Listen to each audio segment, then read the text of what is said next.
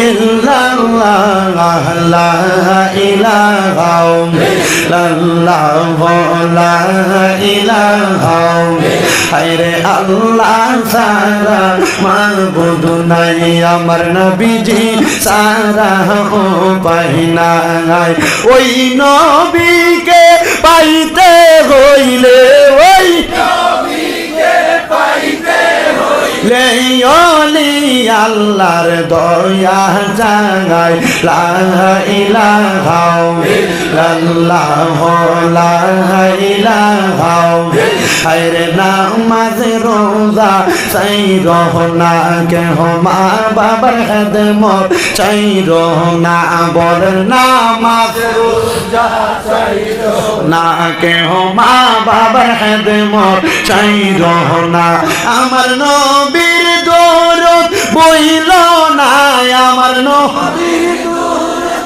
বইল না আমার নবীও তোমায় ভুলবে না লা ইলাহা ইল্লাল্লাহ লা ইলাহা হায়রে অনেক দূরে মদিনা আমরা কেমনে যাব জানি না আপনারা বলেন আমরা সবাই মদিনা যাইতে চাই কি চাই না কারা কারা যাইতে চাই দুই হাত সোজা করে আল্লাহকে দেখায় আর জবান খুলে একটা তাকবীর হবে না রে তাকবীর নারে তাকবীর নারে রিসালাত কোরআন সুন্নাহর আলো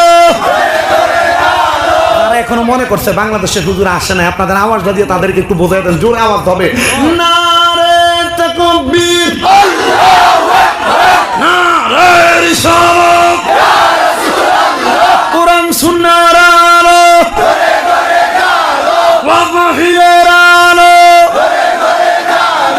সবাই মদিনা যাইতে চাই কি চাই না সবাই জবান খুলে পড়েন অনেক দূরে মদিনা আমরা কেমনে যাব জানি না দয়াল আল্লাহ দয়া করো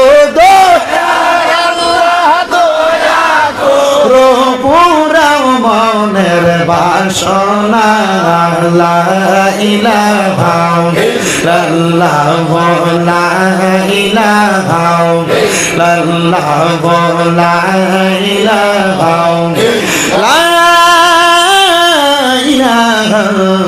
ইল্লাল্লাহ মুহাম্মাদুর রাসূলুল্লাহ সাল্লাল্লাহু আলাইহি ওয়াসাল্লাম আমার ভারতের আসাম রাজ্যের হাইলাকান্দি সিভিল হসপিটালের পশ্চিম পাড়ে এই কাঞ্চনপুর রোডের অন্তর্গত টাউন ওয়ার্ডের 10 নং এই গাংপাড়া জামে মসজিদ এলাকার বাবাজিরা বন্ধুরা পর্দার অন্তরালের আম্মুজিরা গো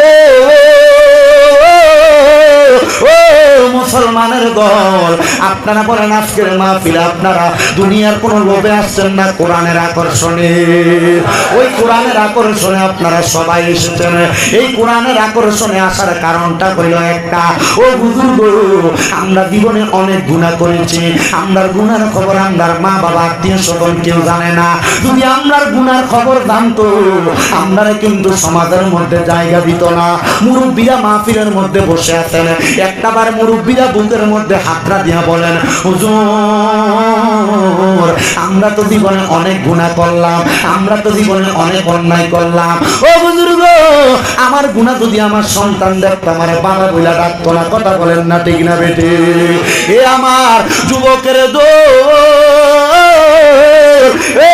মুরব্বি বাবারা যুবকের একটাবার চিন্তা করো তোমার জীবনের গুনাহ যদি তোমার মা দেখতো আল্লাহর কসম তোমার সন্তান বলে পরিচয় দিত না আরে আমি স্বামী ইংরেজার গুনাহ যদি আপনারা দেখতেন আমার মাহফিলের মধ্যে আপনারা প্রধান অতিথি বানাইতেন না ওই আল্লাহ রহমান ওই আল্লাহ রহমান কিন্তু আমার গুনাহগুলো আপনার গুনাহগুলো গোপন করে রাখছে আল্লাহ গুনাহগুলো মানুষের চোখের সামনে জাহির করে নাই যদি গুনাহগুলো মানুষকে দেখাইতো মানুষ আপনাকে আমাকে গুনাহগার বলে ডাক দিত আল্লাহ আমরা গোপনে গোপনে গুনাহ করেছি আমরা লুকিয়ে লুকিয়ে গুনাহ করেছি আমরা গুনার খবর দুনিয়ার কেউ জানে না ও আল্লাহ গো আপনি আপনার গুনাহগুলা মাফ করে দেন।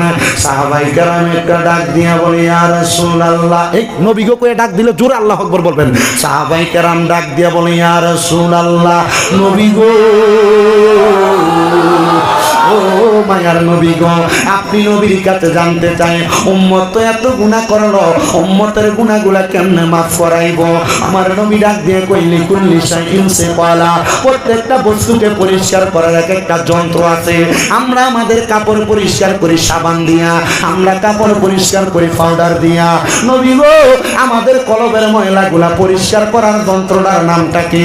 আমার নবী বলেন ওয়াসি পালাতিল কুলুবি যিকরিল্লাহ, উম্মতের কলবের ময়লা পরিষ্কার করার যন্ত্রটার নাম হলো আল্লাহ নামের জিকির। ও মুসলমানের দলেরা, আল্লাহর জিকির করলে যেহেতু জীবনের গুনাহ মাফ হয়। কেউ ডাইনে বামে তাকাইবেন না, নিজের জীবনের গুনার কথা স্মরণ করে চক্ষুটা বন্ধ করে দিয়ে জবান খুলে একটু আল্লাহ তাআলার জিকির করেন আর ডাক দেন আল্লাহ আল্লাহ আল্লাহ আল্লাহ আল্লাহ আল্লাহ আল্লাহ আল্লাহ আল্লাহ আল্লাহ। পাগল মন একবার আর ভাবলি না রে তোর হইব রে মহরবন। মাশাআল্লাহ আল্লাহ, জবান খুলে আল্লাহ করেন আল্লাহ আল্লাহ। পাগল মন একবার আর ভাবলি না রে তোর হইব রে মহরবন। মাশাআল্লাহ আল্লাহ আল্লাহ। তুই মরিলে সঙ্গের শান্তি পাইবি না একজন, পাগল মন একবার আর ভাবলি না রে তোর হইব রে মরণ। মাশাআল্লাহ আল্লাহ আল্লাহ। আল্লাহটাকে স্মরণ নাই আল্লাহ আল্লাহ। মরণ রে হঠাৎ দিন আজরাইলে ফাঁসি দিব তোমার গলে শেষ করিব আমরা রে জীবন মরণ রে মারহাবা আল্লাহ আল্লাহ। ওই কবরে সঙ্গের শান্তি নবী নূরে দমন। পাগল মন একবার আর বাবুলি না রে তোর হইব রে মরণ। মাশাআল্লাহ আল্লাহ আল্লাহ। জবান খুলে আল্লাহ আল্লাহ আল্লাহ। মরণ রে বন্ধু বান্ধব বাসে যত জানা যাই যাবে শত শত বান্দার ঘরে কেউ তো যাবে না মন রে। মাশাআল্লাহ আল্লাহ আল্লাহ। ওই কবরে সঙ্গের শান্তি নবী নূরে দমন। পাগল মন একবার আর বাবলি না রে তোর হইব রে মরণ। মাশাআল্লাহ সাথে রাখুন সাথে আল্লাহ আল্লাহ আল্লাহ আল্লাহ। জিকির কর জিকির কর জিকির কর মুমিন গণ জিকির কর মুমিন গণ। জিকির রেতে মাওলা রাজি আর রাজি নবী গণ। মাশাআল্লাহ যিনি ফরিয়ার ফেরেশতারা আল্লাহর জিকির করে তারা মানুষ হইয়া তোমরা কেন আল্লাহর জিকির করো না? জিকির করো জিকির করো জিকির করো মুমিন গণ। জিকিরেতে মাওলা রাজি আর রাজি নবী গণ। মাশাআল্লাহ লা ইলাহা ইল্লাল্লাহ মুহাম্মাদুর রাসূলুল্লাহ সাল্লাল্লাহু আলাইহি ওয়াসাল্লাম। একটা জবানও বন্ধ রাখবেন না, জবান খুলে উচ্চ কণ্ঠে জোরে জোরে পড়েন আলহামদুলিল্লাহ। মজস্ব কারা কারা বেজার? আল্লাহ দেখি লকিতা করছে বেজার নি হয়েছে আপনাকে সবাই বেজার নি? তুমিও ইয়া আল্লাহ আল্লাহ আল্লাহ। আপনারা বলেন বেড়া লাগেছিলেন নাকি? আসলে খুশি না বেজার? ধরে কন্যা খুশি না বেজার?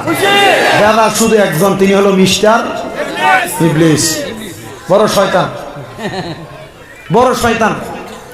এটার আল্লাহ অভিশপ্ত করছে।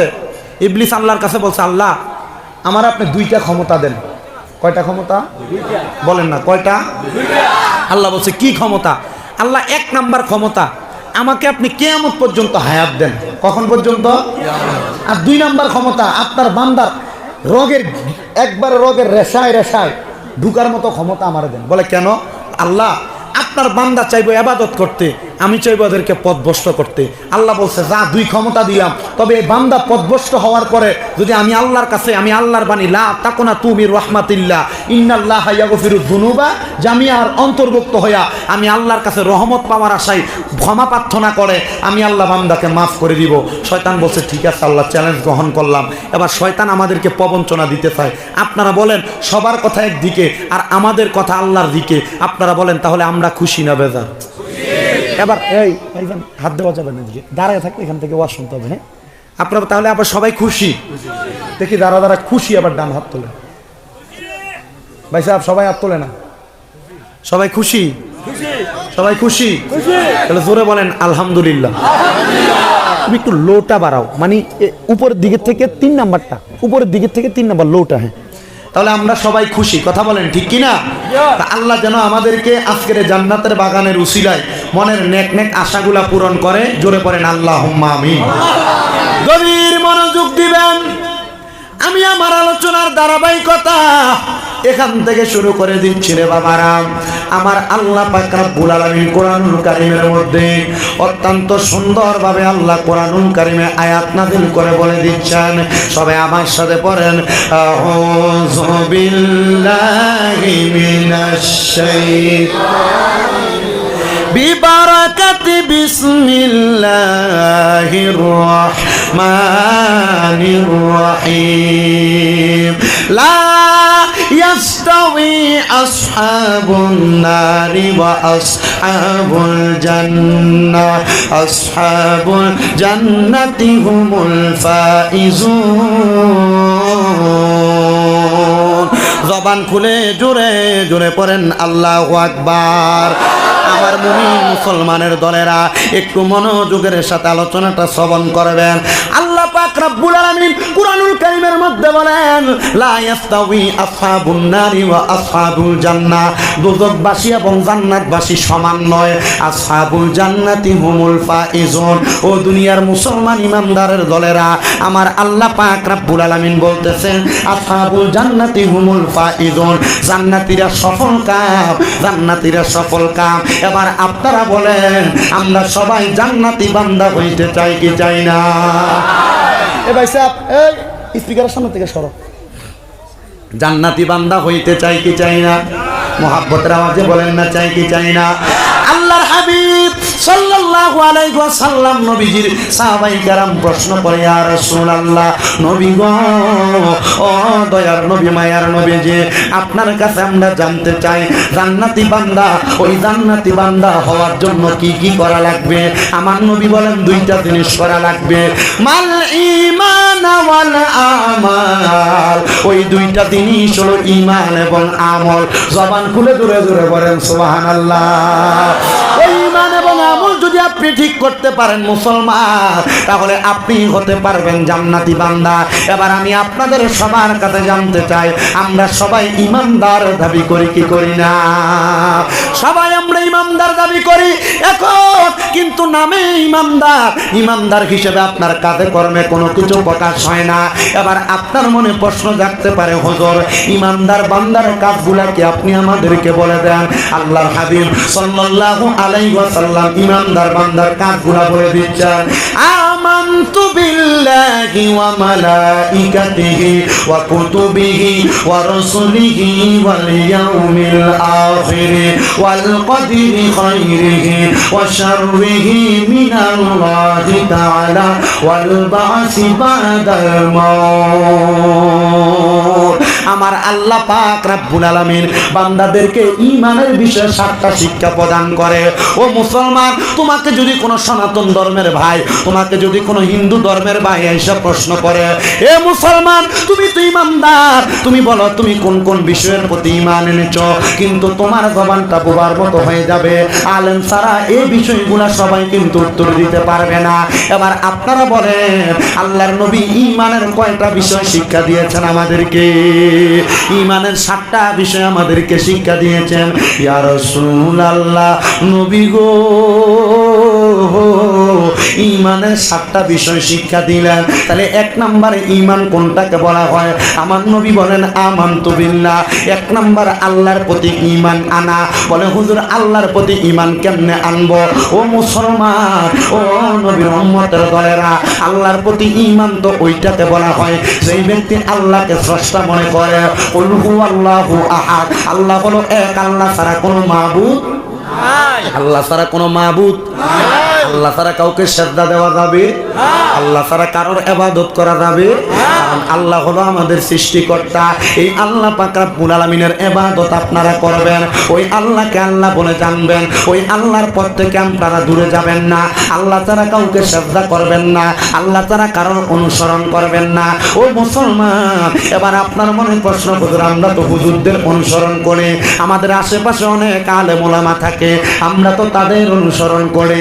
ও নবীর উম্মতের দলেরা, তাদের অনুসরণ করার কথা আমার আল্লাহ পাক রব্বুল আলামিন নিজেই বলেছেন। এই আলেমদের অনুসরণ করা, হক্কানি রব্বানি পীর মাশায়েখদের অনুসরণ করা, এটা স্বয়ং আল্লাহ পাকের অনুসরণ করার মতো। দূরে বলেন না সুবহানাল্লাহ। মুমিন মুসলমানের দল, ও নবীর উম্মতের দল, এবার আল্লাহর কথা পাইলেন। 2 নম্বর হইল ওয়া মালাইকাতিহি, আল্লাহর রহমতের ফেরেশতার প্রতি ঈমান আনা। ফেরেশতার প্রতি ঈমান বলতে আপনি কি বোঝেন? আমরা দুইজনের, আমরা বান্দাদের কাদের মধ্যে আমার আল্লাহ পাক রব্বুল আলামিনের 2টা ফেরেশতা আছে। ওই ফেরেশতাগুলা আপনার আমার নেক আমল এবং বদ আমলের হিসাব লিখে, যদি আপনি ভালো কাজ করেন আল্লাহ পাক রব্বুল আলামিন আপনার ভালো কাজের হিসাব ফেরেশতা থেকে নিবে। যদি আপনি খারাপ কাজ করেন আপনার খারাপ কাজের হিসাব আল্লাহ বান্দা ফেরেশতাদেরকে থেকে নিবে। ও মুসলমান, ওই ফেরেশতাগুলো আপনার সৎ কাজ দেখে বিশ্বাস অন্তরে রাখা লাগবে। কথা বলেন না ঠিক না রে? ঠিক। তাহলে আমাদের 2 কাঁধে কয়জন ফেরেশতা? জি, আপনারা আসতে বলছেন, বলেন কয়জন ফেরেশতা? 2জন। ওই 2জন ফেরেশতার কাজ হলো বান্দা ভালো কাজ করে লিখে রাখবে, খারাপ কাজ করে লিখে রাখবে, আর এগুলার হিসাব কার কাছে? আল্লাহর কাছে দিবেন। আচ্ছা বাবা, আমরা যে দুনিয়াতে নামাজ পড়ি না, এগুলার হিসাব ফেরেশতা লেখে কিনা? উনি বলছেন নিশ্চয় লেখে। আপনাদের উত্তর কি? সবাই কথা বলে না। অনেকে চিন্তা করতেছে হুজুর বইলে তো আমি নিজে ধরা খাবো, কারণ আমি মাগরিবের নামাজই পড়ি না। কথা বলে না কেন? আমি তো আসছি মোটামুটি 5 মিনিট 7 মিনিট আগে। আমি আইসা আমাকে আমার ভাই জাকির ভাই টান দিয়ে এখানে আনতে লাগছিল। আমি বলছি ভাই আগে নামাজটা পড়ি, কারণ আমি যদি নামাজটা না পড়ি আমি আপনাদের কি বুঝাবো? আমার এই কথা তাসির হবে না। হবে? আপনারা আস্তে কথা বলেন, তাসির হবে? তাহলে আমাদের 2 কাঁধে 2জন ফেরেশতা আছে না নাই? আল্লাহ রে ভাই সব, ও তো আসতে মাতিনি মানুষ। আমি তোমার কাছে বেশি সময় থাকতাম না। আপনারা বলেন আমাদের 2 কাঁধে 2জন ফেরেশতা আছে না নাই? ওই 2জন ফেরেশতা আমাদের ভালো মন্দর খবর লেখে কি লেখে না? ওই 2জন ফেরেশতার প্রতি আমাদের ঈমান আনতে হবে। আল্লাহ যেন আমাদের ঈমানটাকে পরিপূর্ণ রাখার তৌফিক দান করে। জবান খুলে উচ্চ কণ্ঠে জোরে পড়েন আল্লাহুম্মা আমিন। এই মুমিন মুসলমানের দলেরা, এবার আসেন 1 নাম্বার গেল আল্লাহর প্রতি ঈমান, 2 নাম্বার ওয়া মালাইকাতিহি, 3 নাম্বার হইল ওয়া কুতুবিহি। আমরা মুসলমানদের একটা ধর্মগ্রন্থ আছে, যাদের ঘরে ঘরের মধ্যে কিতাবটা, ওই কিতাবের নাম হলো কোরআন শরীফ। আছে না নাই? বলেন আছে না নাই? ও যদি আগুন লেগে ধ্বংস হয়, যদি আগুন লেগে ধ্বংস হয় পৃথিবীর বইয়ের দোকান, বিশ্ব থেকে হারাবে না পবিত্র কোরআন, বিশ্ব থেকে হারাবে না পবিত্র কোরআন। বলেন বিশ্ব থেকে হারাবে না পবিত্র কোরআন, বিশ্ব থেকে হারাবে না পবিত্র কোরআন। যদি আগুন লেগে ধ্বংস হয়, আগুন লেগে ধ্বংস হয় পৃথিবীর বইয়ের দোকান, বিশ্ব থেকে হারাবে না পবিত্র কোরআন, বিশ্ব থেকে হারাবে না পবিত্র কোরআন। কি করে পূর্বে কোরআন আগুনের তেজ, কারণ বিশ্ব জুড়ে আছে বহু কোরআনে হাফেজ, বিশ্ব জুড়ে আছে বহু কোরআনে হাফেজ। তারা চাপাইয়া আসমানি গ্রন্থ, চাপাইয়া আসমানি গ্রন্থ বাঁচাবে ইসলামের মান, বিশ্ব থেকে হারাবে না পবিত্র কোরআন, বিশ্ব থেকে হারাবে না পবিত্র কোরআন। কোরআনে হাফেজ এখানে আছে না নাই? এই কোরআনে হাফেজ আছে কিনা? এখানে হাফেজ সাহেব আছেন কে কে? একটু হাত তোলেন তো দেখি। মাশাআল্লাহ, একজন দুইজন, ওই এটা বলো পাগলা হাফেজ সাহেব বলে। হাত নামান, হাত নামান। অনেক কোরআনে হাফেজ আছে। যদি কোরআন শরীফকে পুরাইয়া দেওয়া হয়, হাফেজ সাহেবেরা ওই কোরআনুল কারীম তাদের মুখ থেকে লিপিবদ্ধ করে আবার মানুষের মাঝে ফিরাবে। জন্য বলে কি করে পূর্বে কোরআন আগুনের তেজ, কারণ বিশ্ব জুড়ে আছে বহু কোরআনে হাফেজ, বিশ্ব জুড়ে আছে বহু কোরআনে হাফেজ। তারা চাপাইয়া আসমানি গ্রন্থ, তারা ছাপাইয়া আসমানি গ্রন্থ বাঁচাইবে ইসলামের মান, বিশ্ব থেকে হারাবে না পবিত্র কোরআন, বিশ্ব থেকে হারাবে না পবিত্র কোরআন, বিশ্ব থেকে হারাবে না পবিত্র কোরআন। পাকিস্তানের সামরিক শাসক জিয়া মরল বিমান দুর্ঘটনায় বাই, তার বিমানে পুড়ে ছাই হয়েছে, কোরআনে পুড়ে নাই, বিমানে পুড়ে ছাই হয়েছে, কোরআনে পুড়ে নাই।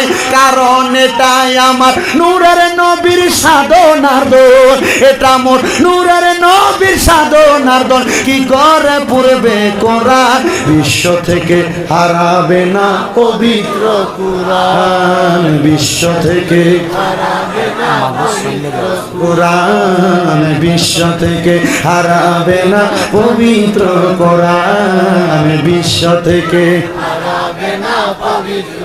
ওই কোরআন আমাদের ধর্মগ্রন্থ, এই বিশ্বাস অন্তরে আসেনি বাবা? কার কার আছে? দুইটা হাত সোজা করে তুই না দেখতে চাই।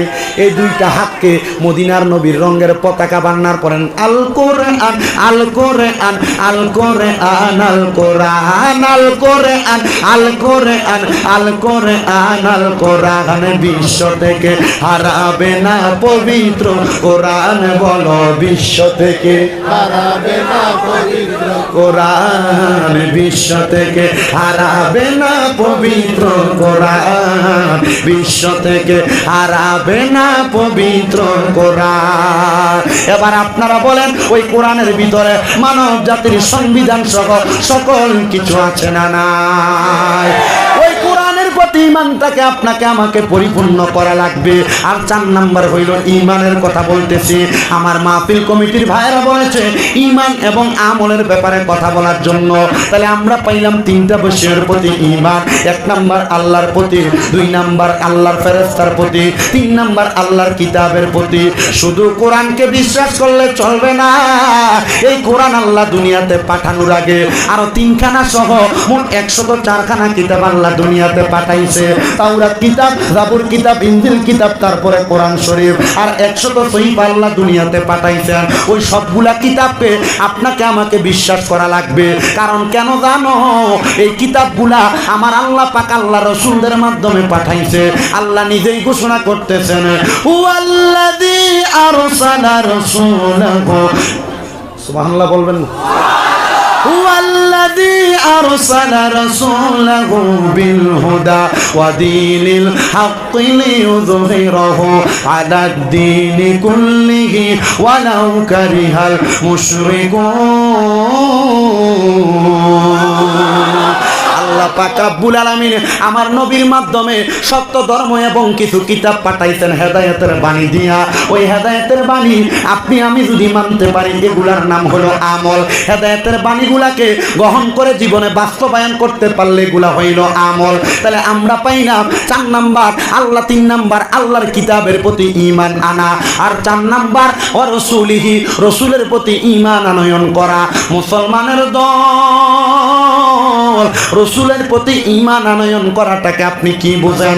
আমার রসুল দুনিয়াতে যা নিয়ে এসেছেন, হুজুর রসুল কি নিয়ে এসেছেন? রসুল দুনিয়াতে আগমন করেছেন নবুয়তের বাণী নিয়া, রসুল দুনিয়াতে আগমন করেছেন কোরআন নিয়া, রসুল দুনিয়াতে আগমন করেছেন সত্য ধর্ম নিয়া। আর আমরা মুসলমানরা দাবি করি আমরা যেই ধর্মের উপর আছি ওই ধর্ম ইসলাম ধর্ম, ওই ধর্মটা সত্য ধর্ম, ওই ধর্মটা সত্য ধর্ম, ওই ধর্মটা সত্য ধর্ম। এই ধর্মের উপর কোনো ধর্ম হইতে পারে না। কথা বলেন ঠিক কিনা? অন্য ধর্ম থাকতে পারে, তাদের ধর্ম তাদেরকে নিয়ে থাকবে, কিন্তু একটা কথা মনে রাখবেন, যেহেতু এই ভারতবর্ষে আপনারা বসবাস করেন, মুসলমানও বাস করে, হিন্দু ভাইয়েরও বাস করে, সনাতন ধর্মাবলম্বী ভাইয়েরও বাস করে, তাদের সঙ্গে কোনোদিন ধর্মান্তর বিষয় নিয়ে দ্বন্দ্ব করবেন না। বলে কেন হুজুর? কারণ আল্লাহর হাবিব আমাদেরকে শিক্ষা দিয়েছেন। নবী আমার বলে আমার কাছে কত ইহুদিরা আসতো, আমি নবী তাদের সঙ্গে দ্বন্দ্ব করতাম না। আমার নবী বলে শোনো রে দুনিয়ার মুসলমান, আমি নবী মসজিদে হারামের মধ্যে নামাজ আদায় করতাম, ইহুদিরা আইসা অন্য ধর্মের মানুষ আইসা আমার মাথার উপরে পচা উটের নারী বুড়িগুলা দিয়া দিত, আর আমি নবী তাদের সামনে দিয়া মুস্কি হাসি দিয়ে চলে যাইতাম। ইয়া রাসূলুল্লাহ, আপনি নবী কি তাদেরকে কোনো আঘাত করতেন না? আমার নবী ডাক দিয়া কয় আমি নবী আঘাত করব দূরের কথা, আমি যদি আমার জালালি সাহাবী হযরত ওমর ফারুক রাদিয়াল্লাহু তাআলা আনহুরে বলতাম, আল্লাহর কসম হযরত ওমরের তরবারি থেকে কেউ বাঁচতে পারতো না। কিন্তু আমি নবী এমন কাজ করি নাই রে মুসলমান। নবী গো কেন এমন কাজ করেন নাই? আমার নবী বলে যেই দিন আমি নবীর মাথা মুবারকের উপরে, আমি নবীর মাথা মুবারকের উপরে, আমি নবীর মাথা মুবারকের উপরে পচা উটের নারী বুড়িগুলা দিয়া দিছে, আমি নবী তাদের চেহারার দিকে তাকে মুস্কি মুস্কি হাসলাম। আমি নবী মুস্কি হাসার পরে তারা 81 জন ইহুদি ছিল, আল্লাহর কসম তারা আমি নবীর সামনে এসে জিজ্ঞাসা করো, গো আব্দুল্লাহর বেটা মুহাম্মদ, আপনি কেন আমাদেরকে একবার আঘাত করলেন না? আপনি কেন আমাদেরকে মারলেন না? উনি ডাক দিয়া বলে যদি আমি তোমাদেরকে মারি আমি তো তোমাদের মতোই হয়ে গেলাম। না রে না, কামা তাদিনু তুদান, যেমন কর্ম তেমন ফল। তোমরা যদি তোমাদের কর্ম দ্বারা আমাকে আঘাত করতে চাও, আমি নবী আমার কর্ম দ্বারা তোমাকে আঘাত করব না। আমি নবী রহমাতুল লিল আলামিন, আমি নবীকে আমার আল্লাহ জগতের জন্য রহমত বানায়া পাঠাইছে, এই জন্য আমি নবী তোমাদেরকে কোনো আঘাত করি নাই। ইহুদিরা বলে এমন একজন নবী যাকে আঘাত করলো আমাদেরকে আঘাত করে না। ও নবী আপনার ধর্ম সত্য ধর্ম, আপনার ধর্মটা হক ধর্ম।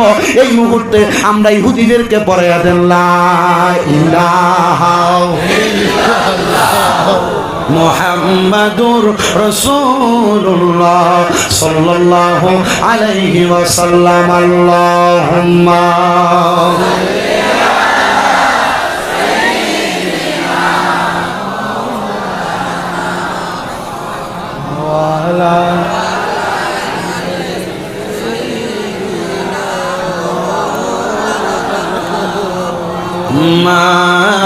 Allahumma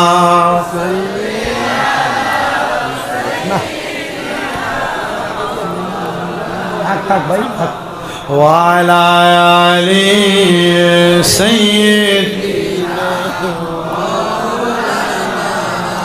দুরূদ শরীফ যতই পড়ি মনের তৃপ্তি মিঠে না, কৌশল কইরা লইয়া যান আল্লাহ ওই যে সোনার মদিনায়। আল্লাহুম্মা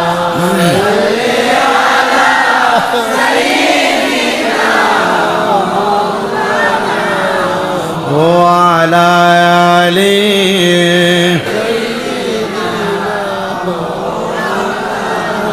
দয়ার আল্লাহ দয়া কর, নসিব মদিনা নবীজিকে না দেখাইয়া কবরে দেশে নিও না আল্লাহুম্মা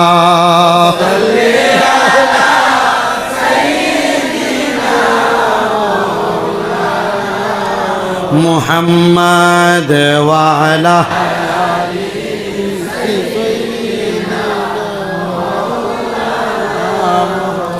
আমার মুসলমানের দলেরা নবীর উম্মতের দলেরা তাইলে আমার আল্লাহ পাক রব্বুল আলামিনের ওই রাসূলের প্রতি আমাদের সবার ঈমানটা পরিপূর্ণ, কথা বলেন না ঠিক না বেঠিক? আমার নবীর উম্মতের দলেরা এবার রাসূলের প্রতি ঈমান পরিপূর্ণ করার পরে আমার নবীজি রাহমাতুল লিল আলামিন নবীজির ঈমানটা পরিপূর্ণ করার পরে এবার আসেন 5 নাম্বার ওয়াল ইয়াউমিল আখিরি, আখিরাতের প্রতি বিশ্বাস করা। ও মুসলমান, আখিরাত বলতে আপনি কি বোঝেন? এই দুনিয়া থেকে আপনি একদিন ইন্তেকাল করে কবরে চলে যাবেন নাকি সারা জীবন বেঁচে থাকবেন? এ ভাই সাহেব, কারোর সামনে আসার কথা বলার দরকার নাই, যে যেভাবে সেভাবে থাকবে। এ কষ্ট করে এসে বসছে, যারা দেরিতে আসছে এরা পেছনে বসবে, আর না মন চাইলে দাঁড়ায় দাঁড়িয়ে ওয়াজ শুনবে। ইসলামের জন্য কোরআনের জন্য দাঁড়ায় থাকলে কি কষ্ট হবে? এ বলেন কষ্ট হবে? ইসলামের জন্য কোরআনের জন্য যদি দাঁড়ায় দাঁড়ায় বয়ান শোনেন এটার উত্তম জাদা বেশি পাবেন, যে ইবাদতে কষ্ট বেশি স্বভাব বেশি। কথা বলেন। আল্লাহর হাবিব বলছেন যত দূর পর্যন্ত হেঁটে হেঁটে নামাজে যাবা প্রতি কদমে রহমতের ফেরেশতা আমল নামায় সওয়াব লিখতে থাকেন। আনাস ইবনে মালিক রাদিয়াল্লাহু তাআলা আনহু হাদিস। সুবহানাল্লাহ বলেন না, বলেন না সুবহানাল্লাহ। তাহলে আপনি আখিরাত বলতে কি বোঝেন? এবার আমি আপনাদেরকে বোঝানোর চেষ্টা করি। আমরা দুনিয়াতে সারা জীবন কেউ বাঁচবো না, হয়তো কেউ 100 বছর, 100 বছরে তো নাকি 100 বছর, কেউ 80 বছর, কেউ 50 বছর, আবার কেউ 150-200 বছর বাঁচে, কিন্তু একদিন সে মৃত্যুর স্বাদ গ্রহণ করা লাগে। লাগে কি লাগে না? এই মৃত্যুর স্বাদ গ্রহণ করার পরে আমাদেরকে যখন ইন্তেকাল করার পরে সাদা মার্কিন কাপড়টা গোসলের পরে পরাইয়া দেয়, পরানোর পরে 4 জনে 4 কান্দের মধ্যে কইরা আমাদেরকে অন্ধকার কবরের মধ্যে নামাইয়া দেয়। কবরে নামানোর সময় পরে বিসমিল্লাহি ওয়া আলা মিল্লাতি রাসূলিল্লাহ ওই কবরে নামাইয়া এবার হুজুররা এবং এলাকার মানুষেরা হাতের মধ্যে 3 মুষ্টি মাটি নেয়। মিনহা খলাকনাকুম ওয়া ফিহা নুঈদুকুম ওয়া মিনহা নুখরিজুকুম তারাতান উখরা।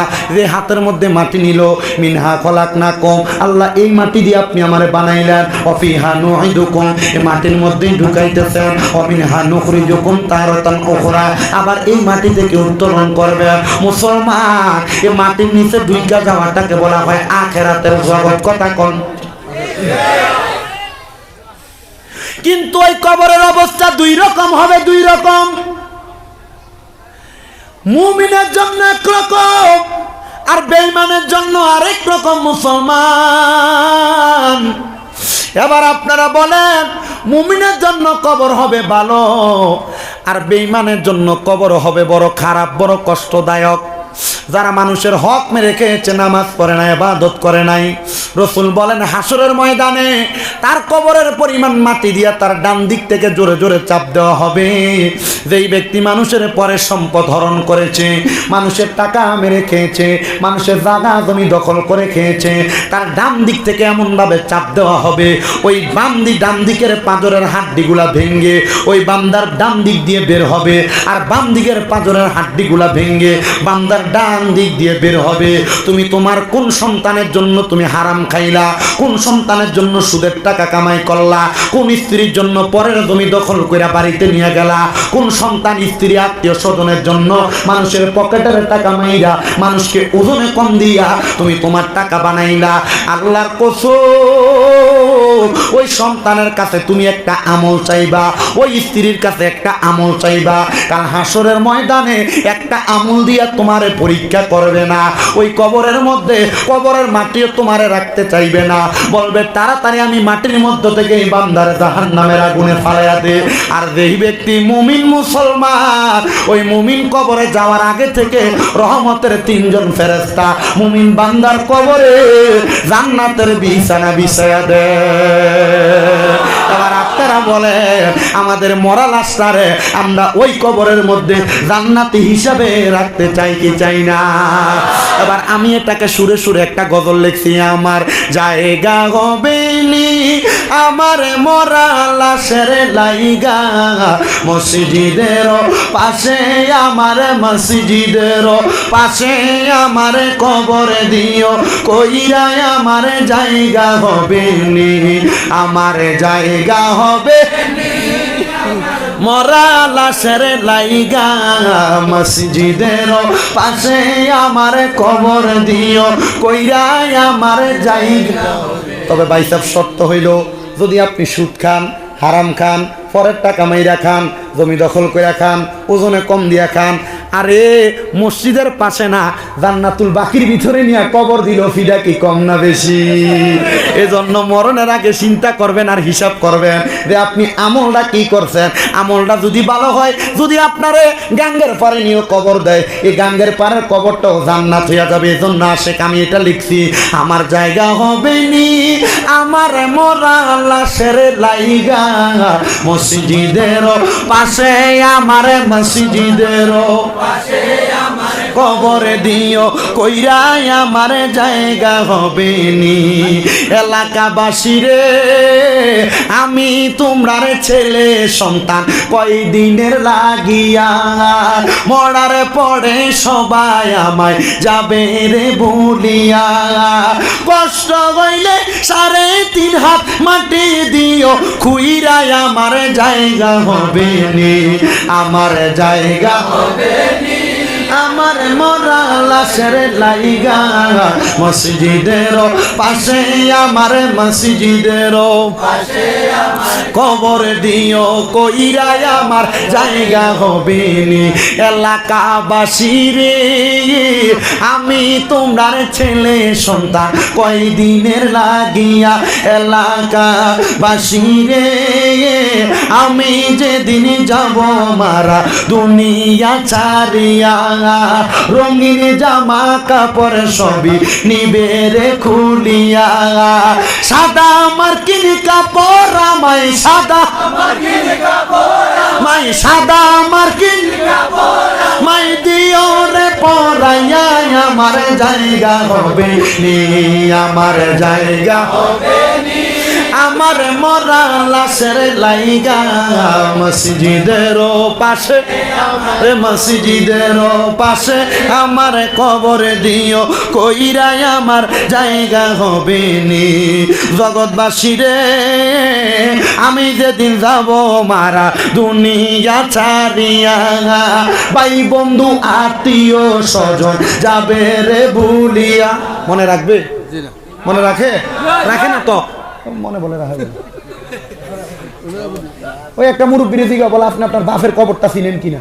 এক হুজুর কবর দিছে কবরস্থানে জানি, কিন্তু কবর কোনটা চিনি না। কথা বলে না কেন?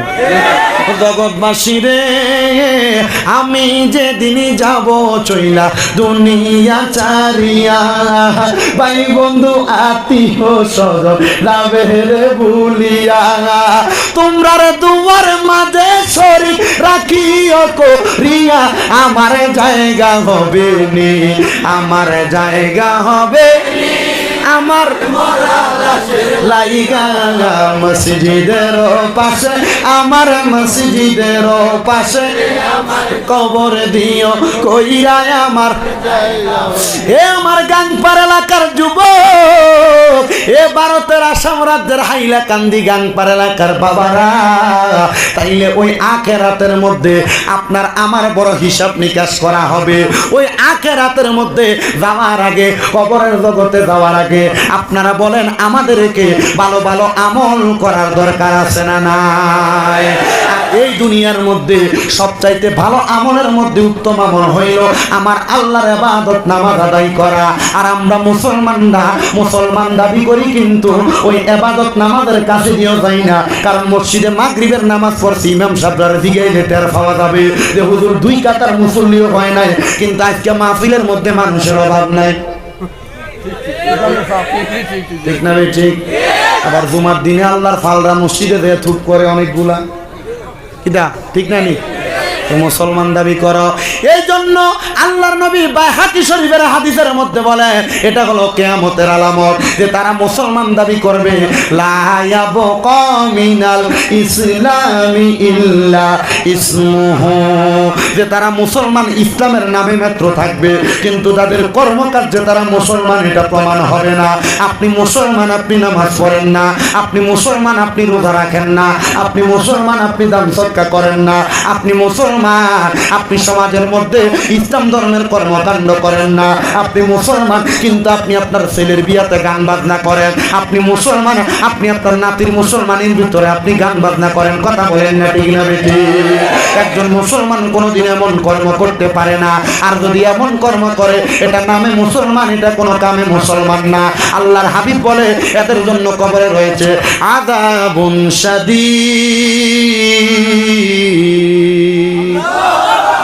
বড় যন্ত্রণাদায়ক শাস্তি। শুধু যন্ত্রণাদায়ক শাস্তি না, ফি নারি জাহান্নাম খালিদিনা ফিহা, এদের জন্য আমার আল্লাহ পাক রাখলেন এমন জাহান্নাম যারা এটা সহ্য করতে পারবে না, জাহান্নামে